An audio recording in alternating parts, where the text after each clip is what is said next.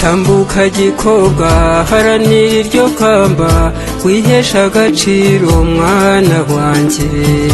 indangagaciro z'umuco nyarwanda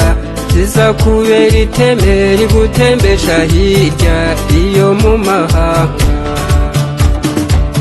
nugerayo shenge uzaratire bose ibyiza by'u Rwanda dore warahavutse mwana wanjye kandi ntaheza nk'iwanyu urashaka ufite ubwiza ufite ubumenyi umuco nyarwanda ukeneye ufite ubwiza ufite ubumenyi umuco nyarwanda ubereye u Rwanda ubereye u Rwanda uwo niwe gushaka umwari w'u Rwanda ubereye u Rwanda kandi mu bimuranga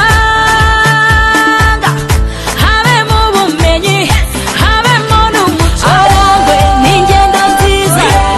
inseko nziza imvugo nziza igihagararo cyiza we ufite urukundo ufite n'urugwiro turashaka ufite umuco ufite ubwiza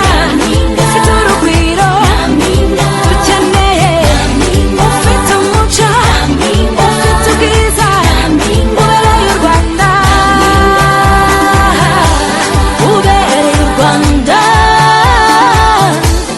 ubereye u Rwanda ibyiza by'iwacu dufite ibyatsi dufite ibisabo dufite inyambo inka zirakamwa iwacu nyampinga arakamisha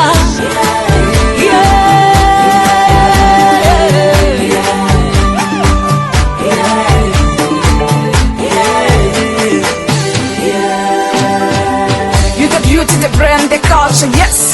is in your blood. We are proud, Rwanda is here for you, so be there for us, miss. The love, the faith, the unity, that should be your dignity. Remember your beauty is African, is Rwanda, stand for that. Your skin is African, your smile